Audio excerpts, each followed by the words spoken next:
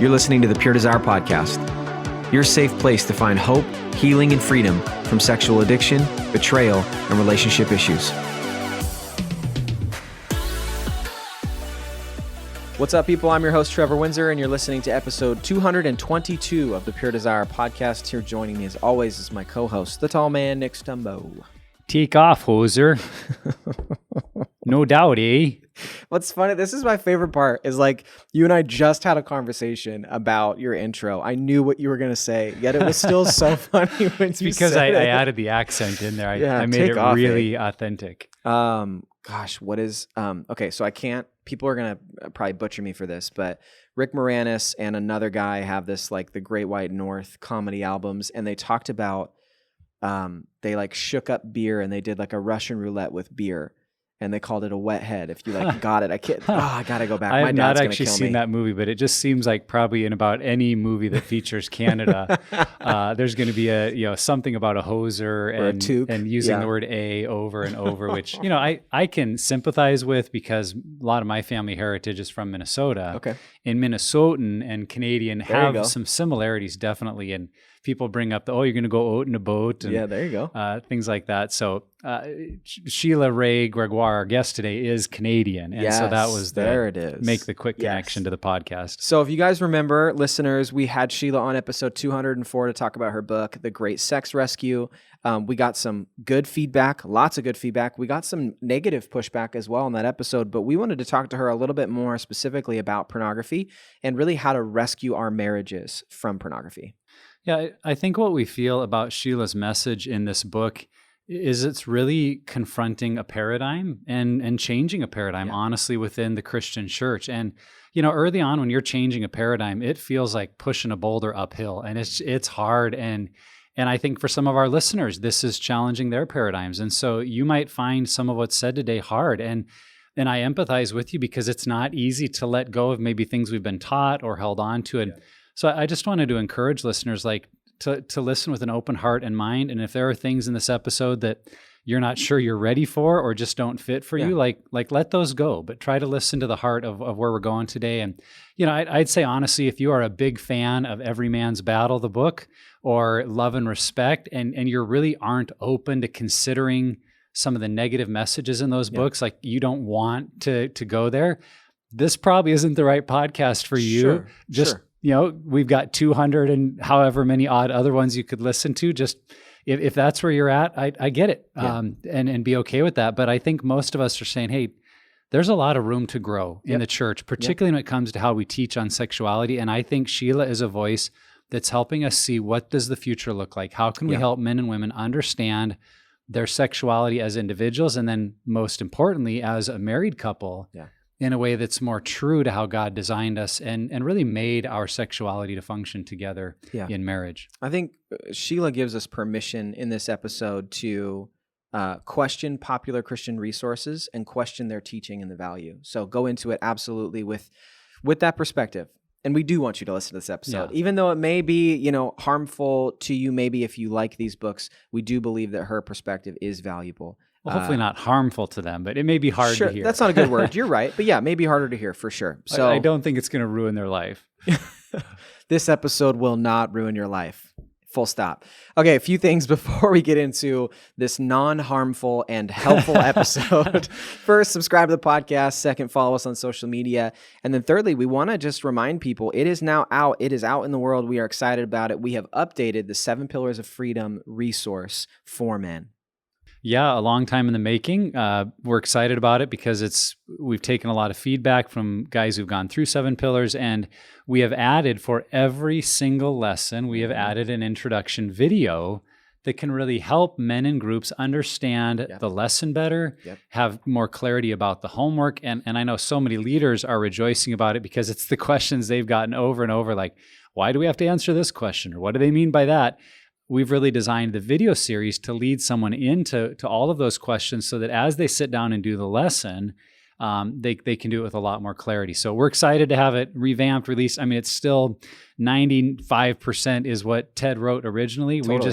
kind of kept clarifying and adjusting and tweaking to make the message clearer. And so we're glad to have it out there and hope it benefits a lot of people. And it's got a sleek new look. That is for sure. All right. Well, if you do want to check this out, just go to puredesire.org/7, the actual word 7-pillars. And you'll find that there. All right. Here's our conversation with Sheila Ray Gregoire on how to rescue sex in marriages after pornography enters it. Sheila, thank you for being here. Welcome back to the Pure Desire podcast. I am so glad to be here. Thanks for having me back. I'm just going to give a little bit of context. You had an episode with us, episode 204, where we talked about your book, The Great Sex Rescue, which was an amazing episode. We had a lot of fun, talked about some really challenging things while also identifying what we found in research and just identifying that there's a lot out there in the narratives that are taught or implied in the church that can be really, really damaging. And so we got some negative feedback, but a lot of positive feedback from that episode.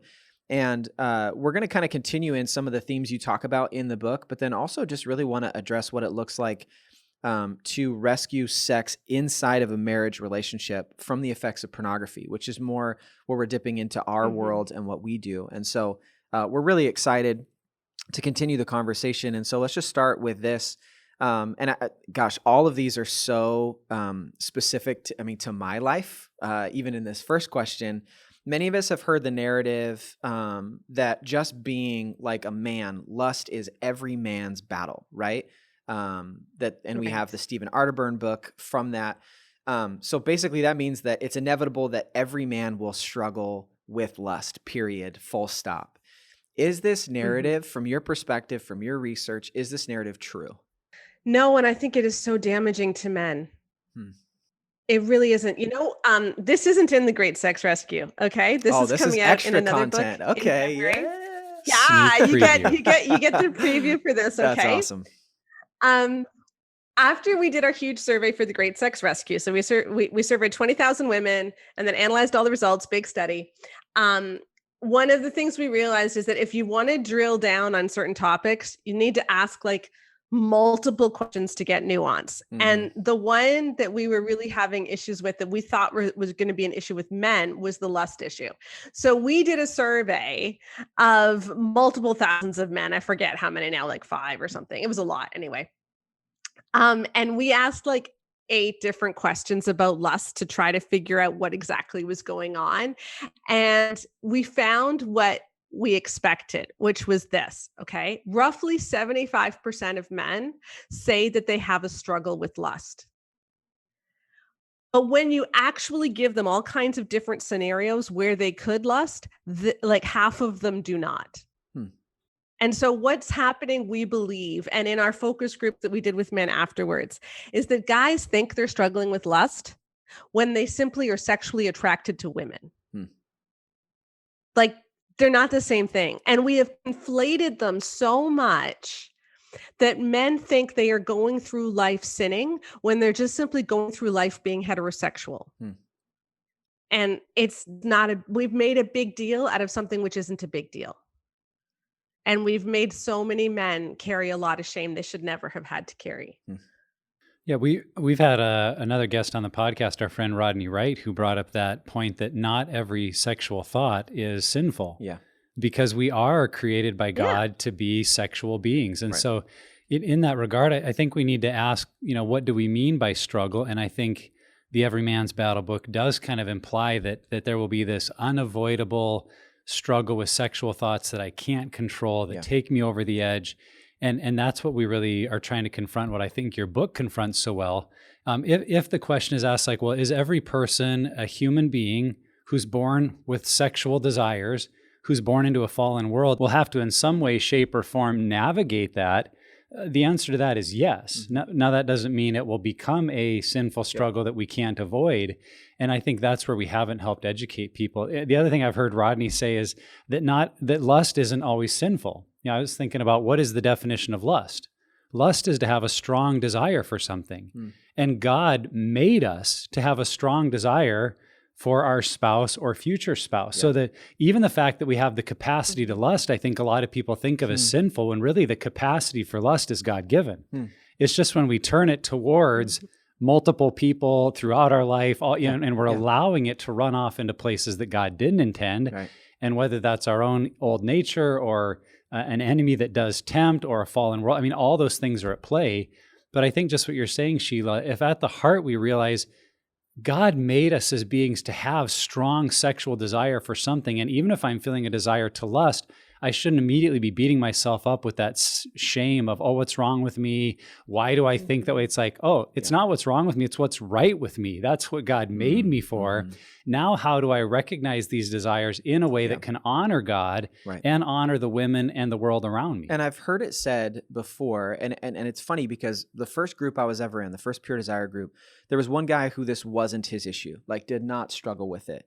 And there's this like narrative that's attached to the every man's battle. And again, this is not a bash of Stephen's book. This is just that narrative of every man will struggle for all of time, more of where I'm coming from. And I remember saying that to someone and it's like, well, does he really not struggle with it? And it's like that thing where our statistics show that 68 to 72% of men in the church are struggling with a binge purge or an ongoing sexual addiction.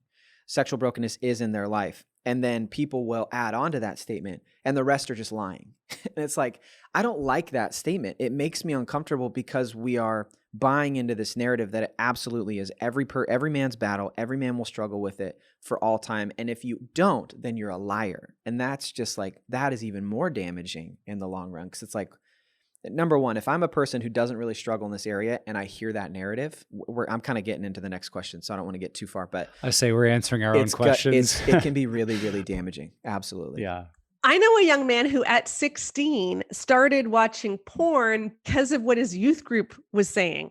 His youth pastor would talk about how all guys are tempted by this. It's so hard to resist. You're going to be drawn in. You have to try really hard not to watch it. And he's sitting there thinking, I guess I'm not a man because this doesn't tempt me. And so he sat down and watched porn to try to see what all the fuss was about. And that started a 2-year habit that he finally quit because he realized he didn't like how he was seeing women around him now. Wow. But he wouldn't have started had his youth pastor not told him that this is what all guys do. And that is not the way the Bible talks about lust. Lust is not the one sin that men can't get over.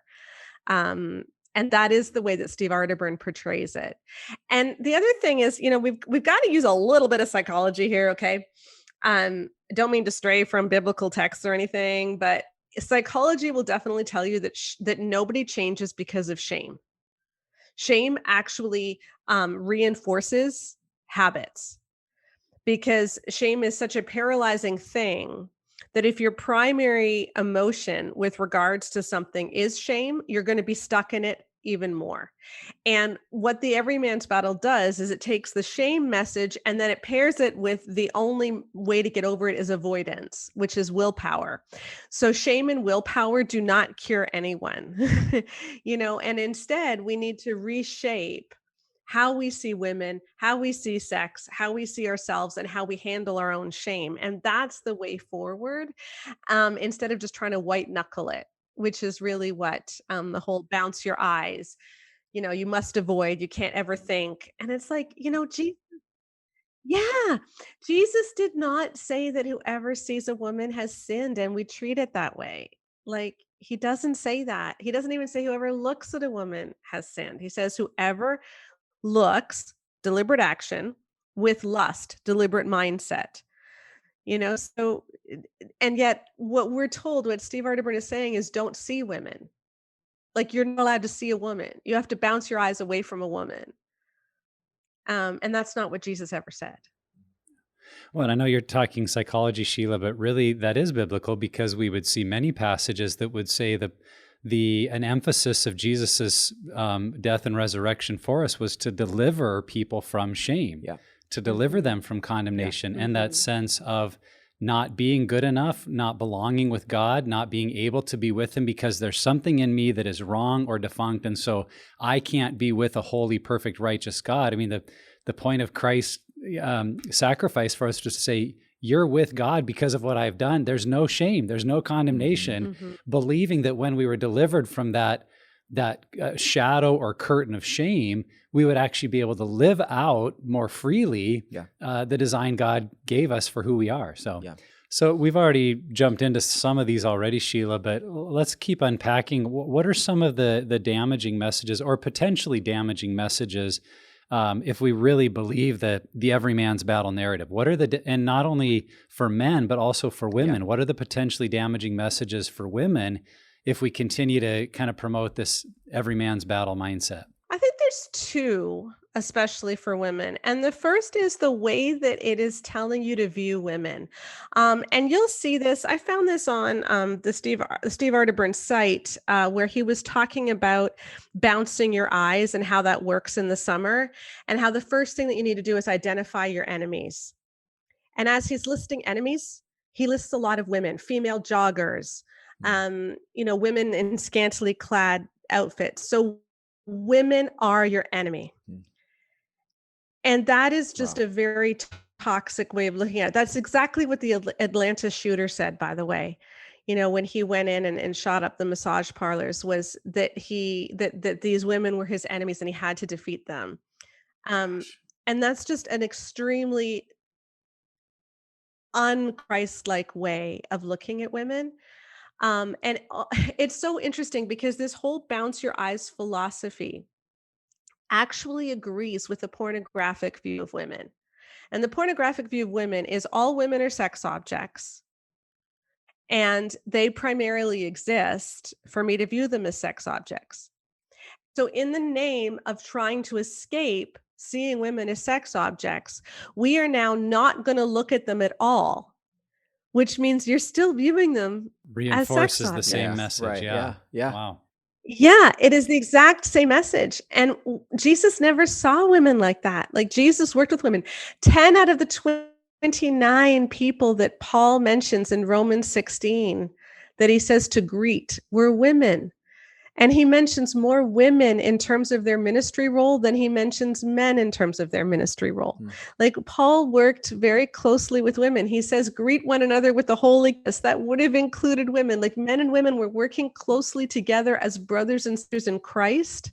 And the bounce your eyes philosophy makes us into two completely separate spheres that are dangerous to one another. And that's not part of the body of Christ. And I think the more that we see each other as dangerous to one another, the more we'll never be able to defeat these sort of sexual issues. So that's one problem.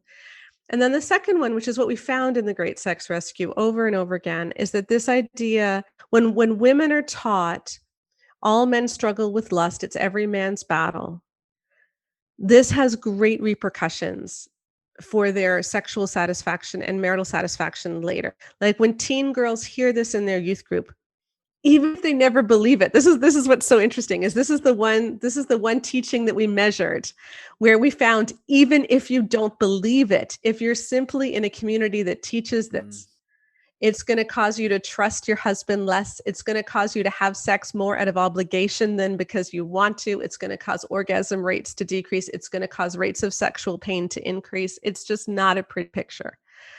And I think it's because it makes women feel like intimacy is impossible because guys will only ever see me as a body part. Yeah. So much of what I hear you saying there, Sheila, is how this message really kind of keeps us from healthy relationship. And, the kingdom of God is all about relationship, coming into relationship with the triune God who's in constant relationship with himself, learning to have healthy relationship with one another in the church, in the body of Christ, male and female. And I think sin and broken sexuality has caused a lot of problems and messiness in that. But our reaction to it has been, let's just keep it all separate, which really undermines the fabric of relationship. And so what I hear you saying is, like, we've got to find a way back to valuing healthy relationship, healthy boundaries within male-female relationships, not pulling them apart, but in healthy ways, teaching them how to relate to one another. Yeah. And I keep saying too, Jesus didn't refuse to look at women. Jesus chose to truly see women. Mm-hmm. And studies have repeatedly shown that if you want men to see women not as sexual objects, but as people, the way to do that is stop focusing on body parts and start focusing on other aspects of the relationship. And that's actually quite possible to do. And that's what we haven't taught men to do, because from the very beginning, from the time guys hit puberty, they're told, be careful because you're going to lust after girls. And so their first thought when a girl comes into view is, oh no, I'm lusting after her body. And it's so interesting because another thing that we found is that guys who don't grow up in the church and who become Christians later have far less of an issue with lust, because they are taught as teenagers that these are just girls. They're just my friends. It's not a big deal. And in the church, we're taught this is a huge deal. And it's very difficult to unlearn that when you get older, when in your formative years in puberty, you are taught, girls are going to be your biggest source of sin and you need to be careful around them. Yeah. I think one of the things when it comes to this, just damaging messages for women, I mean, one, and I know so many people have talked about it, is it teaches that it's their fault that a man lusts. Like, I have to be careful about what I dress.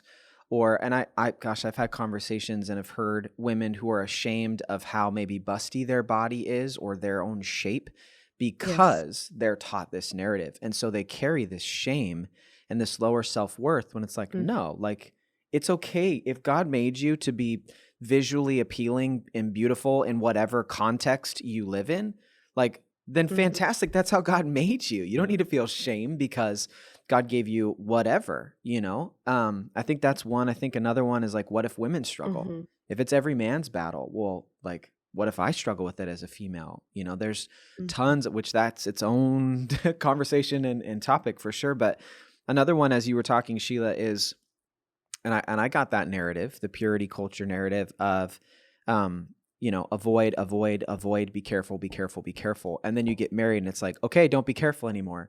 Okay, like, go for it. And for me, that, like, I have fought so hard against something for so long, and now I'm taught to fight for that. I'm taught to fight against for so long, and then no, fight for it. And it's like, well, which one is it? Like, I've trained myself to feel bad about these things or to avoid these things. And I would guess, this is a armchair expert assessment, okay? I would guess that men maybe have a little bit easier time making that adjustment to, oh, now I can do it. Okay, great. Like, now I can have sex with my spouse. But in general, across the board, that change, that dynamic is difficult, I think, for both genders. Like, avoid, be pure, be pure, be pure. No, okay, go for it. You didn't get the great magic lever you got to pull at the end of your marriage wedding There's ceremony. a lever? Just like, and everything just magically changes. You didn't have one of those? No. That's too bad. Lord, what have you done? Yeah, that's another teaching that we measured that has a lot of bad repercussions for women, is this idea that boys will push boundaries. And so you need to be the gatekeeper because that's what girls are taught. Yeah. Is that guys can't help it. If Shanti Feldon in her book For Young Women Only says that 82% of boys feel little responsibility or little ability to stop in a makeout situation. And so if you want to stop, it's better to not even start. And so girls are taught guys literally cannot help it. Yeah. Girls are taught there's a point of no return where he won't be able to stop. And so you don't want to get him to the point of no return. And I always say, look, if a raccoon jumped on the bed, he would stop. If he can stop for a raccoon, there's no such thing. Okay. To do the raccoon test. But anyway, but girls are taught this, that boys can't stop. Right. And so it means that no matter where you are being threatened. So girls are in a state of hypervigilance when they're dating, even when they're engaged, whatever. You're thinking, I want to stay pure. I don't want to have sex before I'm married, but I know that that's entirely on me because he can't help it. Yeah. And so she has to make sure that they don't go too far. So when they are kissing, when they are making whatever they're doing, her thoughts are not with what am I feeling? What am I experiencing? Her thoughts are, is he getting carried away yet? Yeah. And so she's always focusing on what he's feeling, not what she's feeling. Yeah. And then when she gets married, she has no idea how to get in touch with her body. Well, and okay, we need to move on to the next question because we probably could sit here for a long time. But something that off of what you just said is interesting, that if there is like a crack in the foundation of trust there, a wife will go into her marriage with that perspective. If I can't trust him to be self-controlled now, then the ramifications are, where else can I not when we get married? It's not just now that this area is okay, that thought or that process doesn't just go away. That will transfer. That's another, and I didn't think about that until you said that. Okay, so let's keep moving forward. According to your book, The Great Sex Rescue, the overarching negative sex message for churches is that men need sex and wives just need to give it to them, or else they're depriving them, attach on, or they may go somewhere else, whatever narratives you've heard. How might someone struggle with pornography play into the stereotype with sex and marriage? We tend to see porn and sex as substitutes for one another. So we assume a guy is using porn because he's not getting sex. And most women will tell you that when they've gone to their church, their pastor's wife, their women's Bible study leader, their counselor, whoever, to talk about a husband's porn use, the very first thing they're asked is, are you giving him enough sex? A Focus on the Family show that we quoted in The Great Sex Rescue, November 2019, they said on the air that probably the reason that men are watching porn so much is because women aren't giving enough sex. So this is the narrative. If he's watching porn, it's ultimately your fault. Kevin Lehman in Sheet Music said that, for 10 years, this man had struggled with porn. And then finally she realized that he was finding her period a very difficult time for him. And so if she provided oral sex during her period, then it made it far less of a difficult time for him. And so again, her period is being characterized as a difficult time for the husband.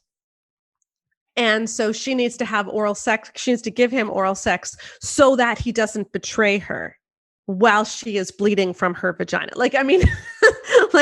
It's really quite, and he repeats that in regards to the postpartum phase as well, that, when she's postpartum, that she should do something to help him so he's not climbing the walls.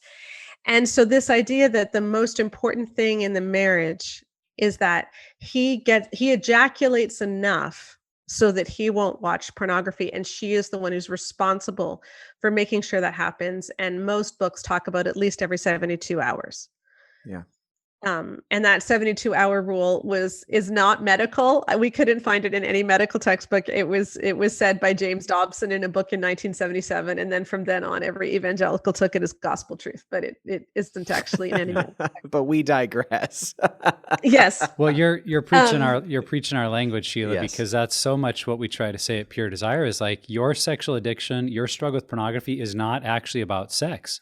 And sometimes when a guy or a gal hears that, it's like, at first, the confusion, like, well, of course it is. And it's like, no, you're going to find out that that compulsive need for pornography or your other sexual outlets is actually being driven by much deeper stuff about where you're finding, a place to escape, what makes you feel good, how you're figuring out your value and worth. And like, there's all these other things taking place that most of us are blind to. And for me, that was transformational because, a dozen years ago when I was stuck in my own binge purge issues with pornography, many of my worst times were during seasons where physically my wife and I were doing fantastic. And that was a huge, huge shame issue for me because of this message. It's like, my wife and I are doing great. Like I'm getting what I need. And yet I still go off and do and I could not figure out this shame message, like what was wrong with me. Yeah. So for me, when I heard Pure Desire say it's not about sex, and I learned those deeper things all this stuff started to click into place. And I think most people haven't heard that message. So it's really great to hear you say that. Well, because porn and sex are polar opposites, right? Because porn says, I'm going to use something for my own sexual gratification and to make me feel good about myself. And sex says, this is something that we are going to share so that we experience something intimately together. And the problem is that in order for sex to be great, you have to be able to be completely vulnerable, because it's supposed to be this true knowing of one another. And if you're carrying a lot of shame, you could physically be having a great time, but there's something really lacking in sex because she's not seeing all of you. And that leads to more shame. And then the thing about porn is that because of all the chemical dopamine, everything stuff that happens, it lets you feel strong without having to be strong, right? It lets you feel like you've accomplished something without actually having to accomplish that thing. And so when you're feeling shame, you turn to the porn because it makes you feel strong, and then it just reinforces the shame and it gets into this big cycle. So sex doesn't keep anyone from porn, and Yeah. porn can't keep anyone from sex. Yeah. And yet Right. we're laying that on women's shoulders. Yeah. Well, and we've So talked good. about this too, that which number one, the word that you said that's been used, the giving your husband sex, like that alone we should take issue with. It is not a giving your spouse sex. It should be, which you said beautifully in the episode we did with you prior to this, is that it's something that's mutually, as you just said too, just mutually together. It is both, and we are together in this. But what's interesting is that if a wife is in fear of keeping him away from porn, is giving her husband sex, what she actually might be doing is just perpetuating the addictive mindset he has in general. Like that is not it's her fault. That is that the situation has created this cycle where it is actually making it worse, because the more you give him sex, the more he's viewing it that way. And even as I'm saying this, I want to make sure that this is like at the most unhealthy level when it comes to this. Not every marriage is here. Definitely not every marriage is here. But if someone is struggling with a binge purge or some form of sexual addiction, this mindset can cause like the wife to perpetually make that addiction worse by giving her spouse sex. So one of the things that we try to emphasize here, Sheila, is we don't avoid the hard conversations. We don't avoid the elephants in the room. And I think an elephant could be a lot of the pushback that you've gotten, and Trevor mentioned that we've heard about how you have responded to the book, Love and Respect. And because Love and Respect for, a lot of years has been a really popular title for marriages and churches to use. And so, and if anyone reads the book, particularly at the end, you talk about how like it was when you read Love and Respect for the first time that you put it down and were like, oh my goodness, like we need to respond to this. And essentially was your motivation to write The Great Sex Rescue. And so you had, at that time, you had to know that you were kind of like poking the bear. Like this, I'm going to be really poking at something that a lot of Christians love. So what made you willing to do that, I guess would be the first part of my question. And then also I would love to have you just respond to what would you say to the sincere Christian who really liked the book Love and Respect, and they're having a hard time maybe getting over how they hear you talk about it? Like, because I'm sure you've had this conversation, like how do you respond to that person to maybe help them consider a new paradigm, even if it means looking at some of this book they've loved and thinking about it a little differently? How do you respond to them? So 2 questions there, and I'll let you have at it. Okay. Do you remember the drug thalidomide? Totally. It was used in the 1960s. It was used in the 1960s. It was it was given for all kinds of different conditions. And it still is used to treat a number of things today. It just isn't given to women anymore. But if taken when you were pregnant, it resulted in horrendous birth defects, like, no hands, no feet, missing limbs. Wow. And so they took it off the market in the 1960s. Thalidomide babies was a huge thing. The thing was, it didn't affect everybody. It's not like every baby whose mom took thalidomide ended up like that. But those that it did affect, it wrecked, and it really affected them badly. And so I would say to someone who read Love and Respect and loved it, that's wonderful. You know what? God can use anything in your life. But we need to be very aware that there are certain things that do harm. And Love and Respect is one such thing that has harmed a lot of people. And in fact, what we found in our study is that it's the number one named resource that caused harm in women's marriages. So of the 20,000 women that we surveyed, Love and Respect was rated the number one harmful book. And I want to say 3 things about why, if I can. The first is, and the question about why we addressed Love and Respect.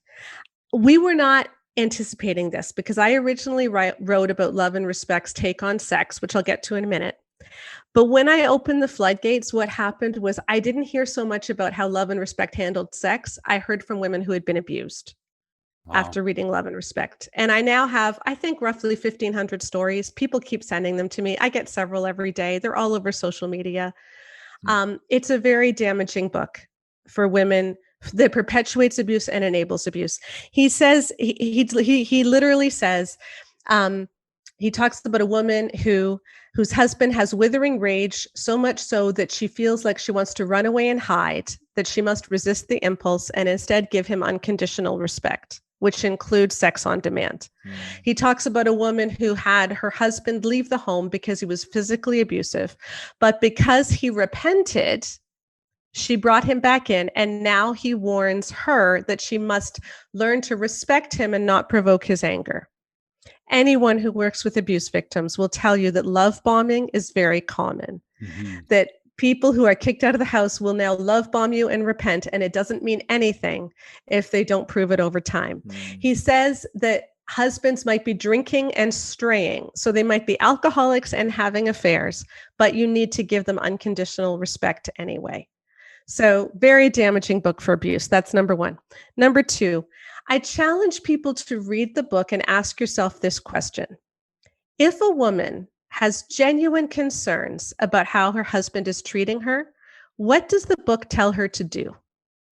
Because what you will see over and over again is when a woman has genuine concerns, she's labeled disrespectful.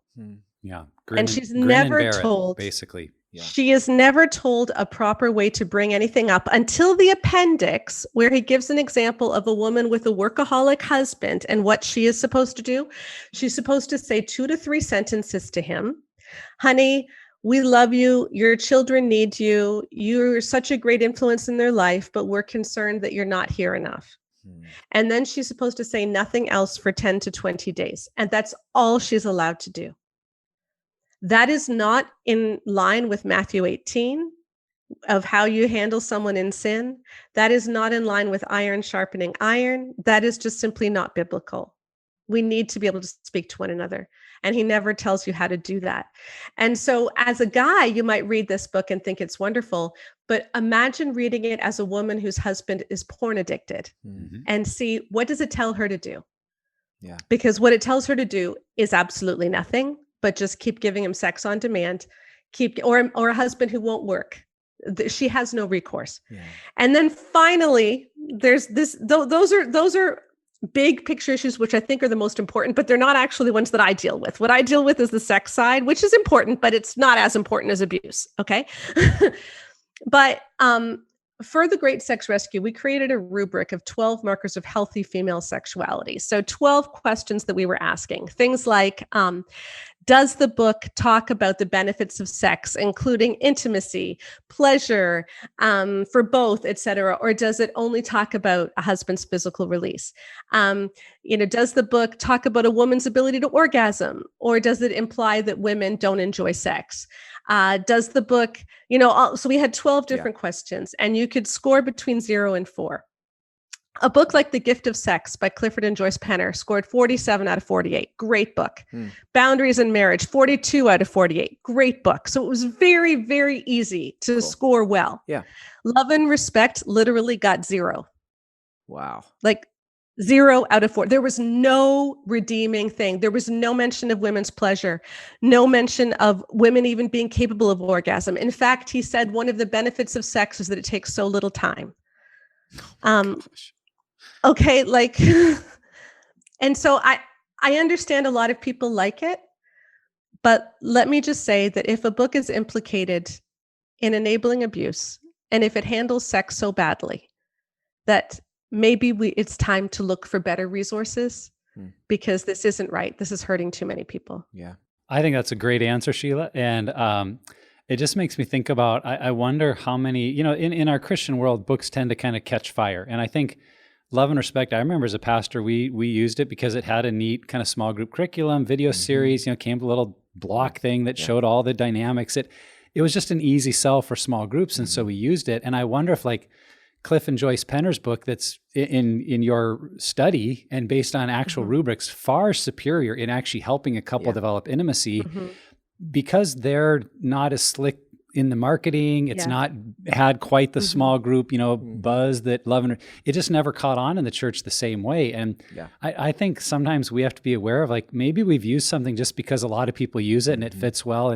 But we haven't read slowly enough to really ask, is this the kind of message that's helping our whole church, men and women, grow into the fullness of the relationships God intended for them? So I appreciate that you're being really honest about things that probably a lot of us, even those of us as pastors who led the study, we just didn't ask the right questions because nice small group study, let's use it. We emphasized the parts we liked. And I remember when I read through some of these things you're talking about, I noticed, but just just moved on and focused on the good stuff, But I think we need to call the question where there are things like this is damaging Yeah. people. And Yeah. and like you said, didn't damage everybody. Yeah. And there may be people that benefited from it, but let's take an honest look at the dark underside of it so we can analyze, is this useful or not? And Sheila, I think one of the things I remember an email we got about the perspective of love and respect, and it was a strong email, wanting to defend it. And one of the things that was talked about was the us versus them mentality. And, and I personally struggle with this too, the idea of how critical do we need to walk into a new resource or someone's teaching or someone's theology and just tear it apart and like, well, this is where they're wrong, this is where they're wrong, this is where we're wrong. And what I hear you saying is not that perspective. You're not just being critical for being critical's sake. You're not just being critical so you can, create a new paradigm or rethink how to do this. I think what we're doing is we're looking at the effects and trying to think through it, as I think, Nick, you were just saying, not just how I interpret this, but think about how this can be applied widely to the people around us and evaluating, is this the best message we can teach? Is this the stuff that's actually helping people? Because as we're talking, I just hear that. I hear someone maybe saying like, well, you're just being too critical of it. And I think that we need to just 1,500 emails of stories like Exactly. That's a serious number. But what I'm getting at though, too, is that it's not just that, like, you are not being this awful, terrible pastor because you were using this new book. But what's important is if we realize that we have 1,500 stories and it gets a 0 out of 48 in this rubric, that then we have the humility to say, okay, we were wrong. Okay, I see that this has impact in a negative way for so many people. And then not only like humility to admit that to yourself, but then also to talk about it, to be public about it. Like, look, we did this. This wasn't the right resource to bring to our church, and here's why. And not in a way that you're bashing these people. Love and respect is stupid. The author's a moron. He knows nothing. It's not that. It is like believing the best out of that person. The heart is there, but the application is wrong, and look at the damage that it is. So I'm thinking about that person who's listening, thinking you're just being way too critical. And I want to speak to that person and say, that's not the heart of what we're talking about. The heart of what we're talking about is something that maybe was written for the right perspectives that over time we have seen has done far more damage than help in specific areas. And it's okay to call that out, and it's okay to deviate from that perspective and that line of thinking. Yeah. And I used to hold up Love and Respect at marriage conferences and recommend that people read it. Right. Like my husband and I teach at marriage conferences, and I assumed it was a great book because everybody was reading it, and I had never read it. And I just assumed it was good. And then when I sat down and read it, I realized, oh crap, we gotta do something. But Jesus tells the story of the fact that he is the kind of shepherd that will leave the 99 to go after the one. And we need to be the kind of church that says, if someone's hurting, if this has harmed people, that should matter to us. It shouldn't say, well, it didn't harm that many. Because one matters to Jesus, and it should matter to us, and it's far more than one. Yeah. This is the one that is the most of. I'm not saying it's the most harmful Christian book. Okay, Created to Be His Helpmate by Debbie Pearl is far more harmful, but of the mainstream best-selling evangelical books, this is objectively the most harmful. If you look at its effect on abuse and its effect on sex. Yeah. And we do need to grapple with that and ask, okay, how can we start looking at resources that don't harm, that do have good messages, that don't enable abuse? And I think that's really important. Well, I just want to remind our listener too, that Sheila and her team surveyed 20,000 women. Lots. Not like they had a couple of conversations at the corner coffee store and made these conclusions. It's like, this is based on a lot of work and effort. And so I'm super impressed by the breadth of the study you guys did. Absolutely. So let's keep going. We're talking about we've already talked about this, that sex and porn being like opposites, right? Looking at them, but then also like the way to avoid porn is to have sex, right? Like that whole perspective. So how might a spouse who knows their husband or wife is simply using them as that replacement for porn, And you talk about this a little bit in the book, like what one Christian book actually recommends as it being his methadone quote, which I don't even know what that word means. So could you define that for me, please? Yeah. So Every Man's Battle, when it was first written in 2000, literally called women the methadone for their husband's sex addictions. It said, when he quits cold turkey, be like a merciful vial of methadone for him. Now, if someone is addicted to opioids like heroin, that sort of thing, and you're trying to wean you off of them, doctors will often recommend methadone because it isn't addictive in the same way. It gives you a sort of high, it's like a substitute, but then they can slowly wean you off of the methadone. So it replaces the opioid. You do it with a prescription, with a doctor's help, and it weans you off. And so calling women methadone is highly problematic for several reasons. Because first of all, it's saying to women, what he really wants is this other thing. But you can be this cheap substitute, which will satiate him temporarily, to keep him from going after the thing he really wants. But it's not ever going to cure him of wanting this other thing, which is better than you. Wow. And it's just so terribly dehumanizing and it's just awful in every way. And so, I tell women or men whose wives are struggling in this area, this is primarily an issue of intimacy issues, shame issues, addiction issues, and that's what needs to be dealt with. And so go to the accountability groups, go get some counseling, and then work on how to rebuild intimacy in other areas of your relationship so that you can truly be vulnerable with each other. Because it's only when you can rebuild real vulnerability, when you can truly see each other inside and out, that you can grow a healthy sex life anyway.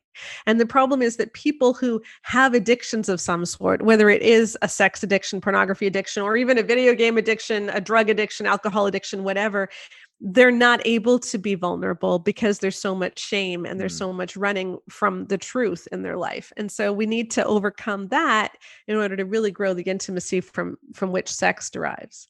Yeah, we really want to help the couple recapture what sex is meant for and how it's a part of an overarching healthy relationship that's moving towards greater intimacy, greater trust, greater, fun together and celebration. And when all of that is wrapped into the growth of our sex life versus just trying to fix someone's problem, it becomes a different ballgame. And so, as a follow-up to that, Sheila, what would you say to the spouse, and we're talking primarily wives here, that they genuinely want to help their spouse who in the past has had addictive issues, struggled with pornography. And in this question, I'm kind of assuming that spouse they're working on their problem. They're in some kind of recovery group, like they've genuinely repented of their struggles and want to be free of it. And so the wife wants to be a part of helping in that process.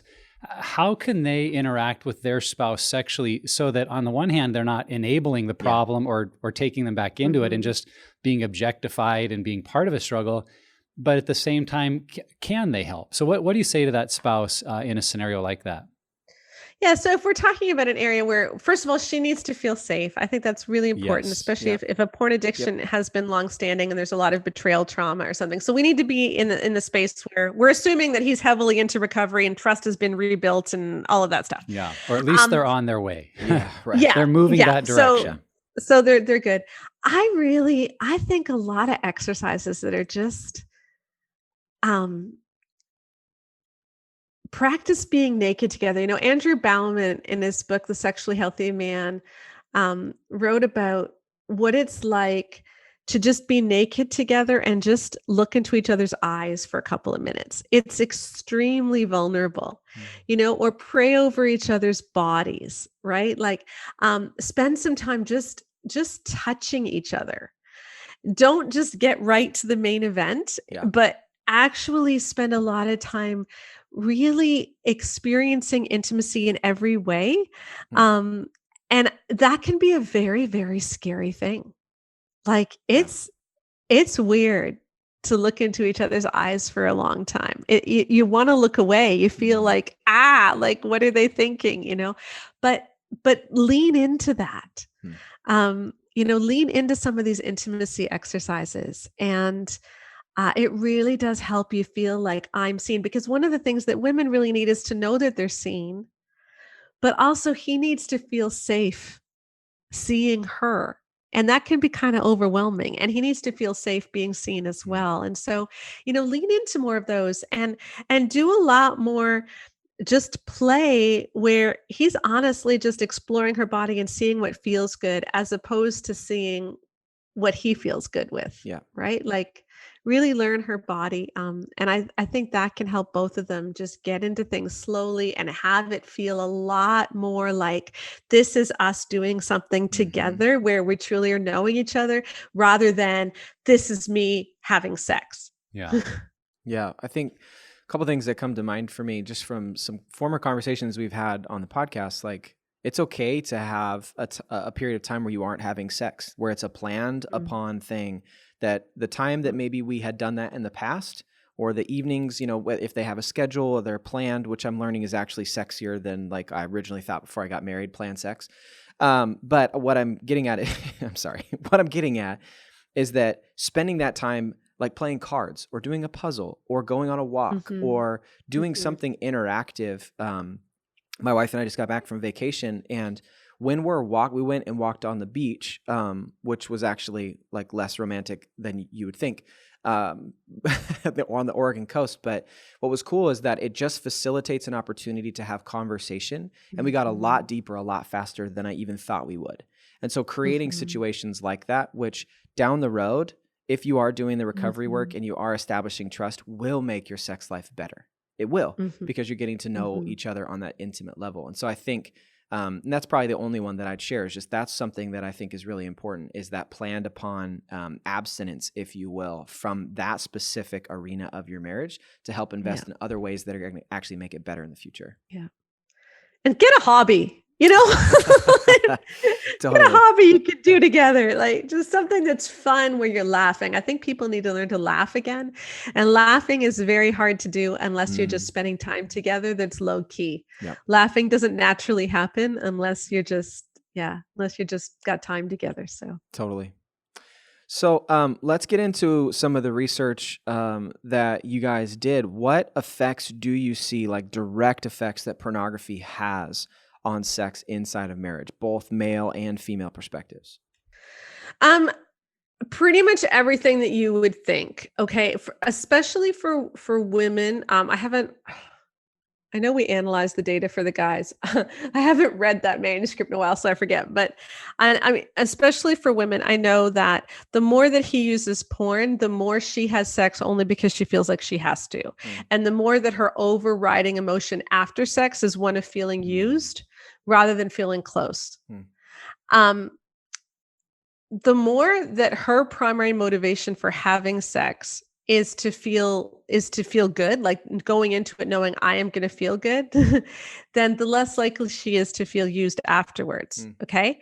But the more that he uses porn, the less foreplay he does. And ironically, the better lover he feels he is. So there's an irony there.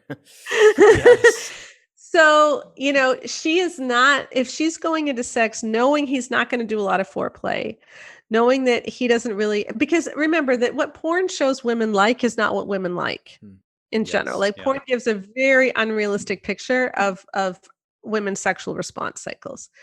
And so a lot of guys don't realize that what they're doing is not it. And so, going back to the beginning and relearning everything you know about sex is so important. Like if you're not married yet and you have porn in your background, realize you know nothing. In fact, if you have porn in the background, you now know less than nothing. You're like at a you negative. know, You're in the negative. Right. Yeah.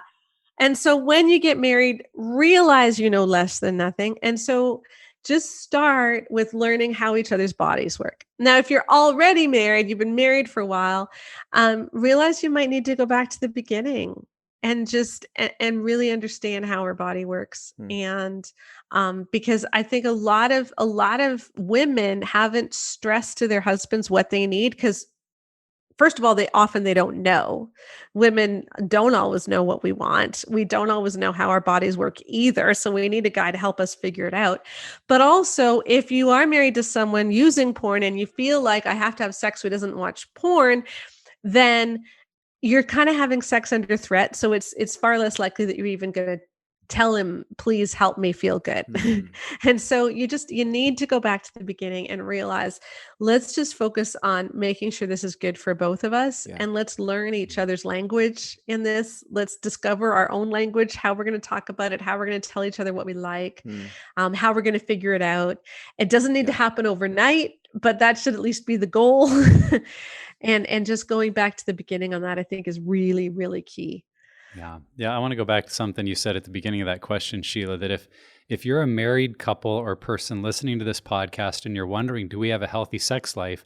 I think the best measurement is how do both of you feel when it's over?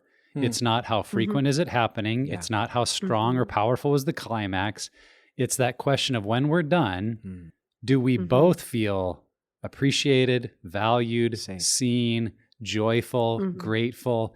Because if only one of you feels that way, but the other one feels, like you said, used, not noticed, unimportant, like that's not healthy. And it may mean in those conversations, having a willingness to ask that question of, how do you feel when we're done having sex? And if your spouse says, like, I'm glad it's over, or like you got what you needed, like, okay, something needs to be addressed here. Because even if you're having sex all the time, but that's how it's leaving one spouse or the other feeling, there's work to be done. Yeah, it's not playing its role in the marriage that it's supposed to. Yep. And I think one of the other things that came up in our surveys, which might interest your audience, is that I think men have been taught that if I have a sexual feeling, so if I experience something which I might interpret as lust, again, I'm not actually sure it is. I think often we can just have sexual feelings and they're not lust. But if I have a sexual feeling, this is now a threat, because this means that I'm either sinning right now or I'm about to sin. And so therefore what I need to do is have sex with my wife so that I don't sin. And so I get lots of women writing in saying, my husband wants sex at least once a day, if not more, because I'm supposed to do this so he isn't tempted. And I think a lot of the language that we've used around lust has taught guys, lust is such a problem and the only way to defeat it is to use your wife. And that just needs to change, because that's not healthy.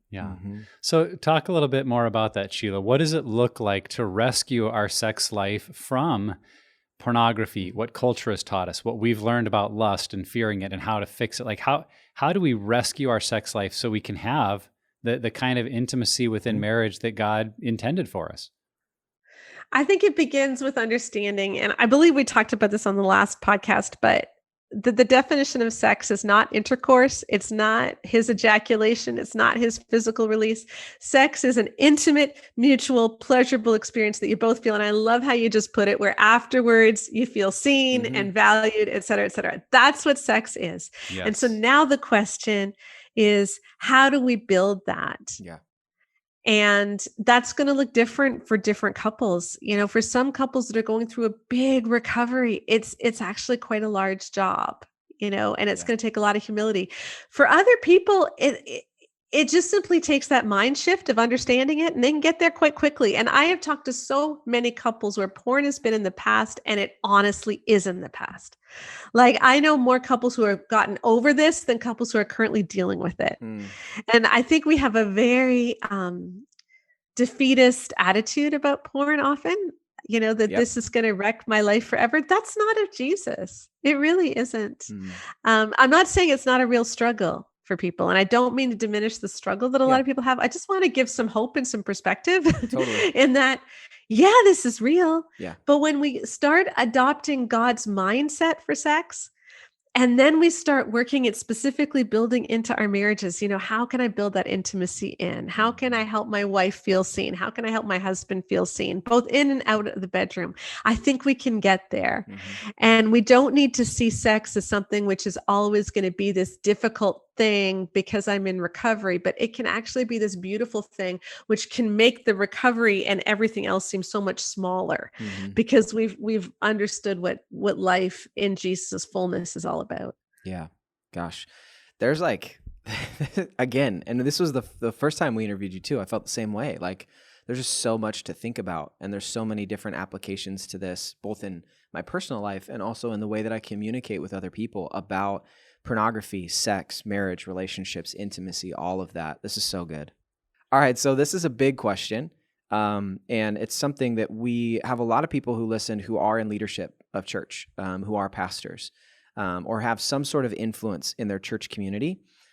How should the church teach on pornography? From what you have researched, from the stories that you've heard, from the understanding of these damaging messages that we've gotten from Christian literature, and what do you see the Bible teaching on pornography? So two questions. So what does the church need to teach, or how should it teach? And also, what do you see from Scripture on pornography? I think the very first message the church needs to teach is that pornography contributes to sex trafficking and is actually a social justice issue. That's what is so rarely talked about. We tend to frame pornography as a sin, which it is just for sure. A moral problem. Yeah. Yeah. Totally. And you know what? Generation Z and the generation that is growing up after Generation Z, whatever they're called, I don't know. But the younger generations, they understand justice issues. They really do. And I think if we frame it that way from the very beginning, it's going to be so much easier for them to withstand it. It really is. So that's number one. Number two is to talk about it as something which many people struggle with, but not all. Yeah. And many people have struggled with it and they've gotten over it. And people, not boys. Like don't frame it as a male problem, because there are a lot of women who are increasingly using it as well. But when we talk about it as something which all guys will struggle with, like it's every man's battle, that is a really self-defeating thing, as we've already talked about. And that can make guys think I'm not a real man unless I'm struggling with this, which is not true. Right. So, this is a potential problem for a lot of people, but it isn't for everybody. And then I would talk about deliberate things that you can do to make it less of a problem, as opposed to how to white knuckle to stop yourself. So like, recognize your triggers, fill your life with a lot of good things, don't have a lot of time where you're sitting around your bedroom by yourself. On a screen. Yeah, totally. Yeah. Yeah. Like volunteer, get involved in ministry, help out at a food bank, like fill your life with big things. And these things are going to be less important in your life. And so instead of trying to make something smaller and always focus on the thing that we want to be smaller, let's spend a lot more time talking to our people about the things we want to be bigger. And I think that's what we're not doing enough of. It's a good word. Yeah. And while I'm confident our Canadian friends all understand Generation Z, for our American friends, that's Gen Z. I'm sorry. I appreciate the Canadian There's impact. the cultural bridge that you just made. Thank I you. hadn't heard Z in a long time, so I really appreciate that. No, I love what you said. That's funny. I love what you said, though, about it being realize a social justice issue, because I think one of the primary lies that men and women listen to who are struggling is no one is being hurt. Because we think of it as a moral issue that, well, I choose this and it's quote unquote wrong or sinful, but no one's really being hurt. It's just a choice I'm making. And if the church could just continually draw the connection to sex trafficking and abuse of women and devaluing of human life and bodies as commodities and all these things that are like so obvious and researched, even in the secular world. I mean, we're not even talking churches or faith that did this research. This is like the secular world saying pornography fuels the demand for sex trafficking and abuse and slavery. Well, then when my little voice in my head says, well, no one's being hurt, it's like, whoa, no. Millions of people are being hurt. And I do not want to contribute to anything that's a part of that. So it just, I think, can really revolutionize the way someone thinks about pornography and what's in our world right now. Yeah. And I think you can make tons of application and argument from the way that the one another's are taught in Scripture, looking at the life of Jesus, how he valued people, as Sheila, you've talked about a lot on the episode. But just keeping that in mind, that the Bible does speak, maybe not quote unquote directly to the medium of pornography, but it does talk to sexual purity. It does talk to intimacy. It does talk to valuing the Imago Dei, like seeing people as who they are in their identity. Sheila, this conversation has been great. Again, we have a lot of fun with you. We will absolutely have you on again. We're excited about your next book. We'll make sure in the show notes that Great Sex Rescue is in there. Also, your other books, your blog, website, all of that stuff. I know you have a great podcast, the Bear Marriage podcast as well. We just appreciate you, what you are working toward and continuing to accomplish.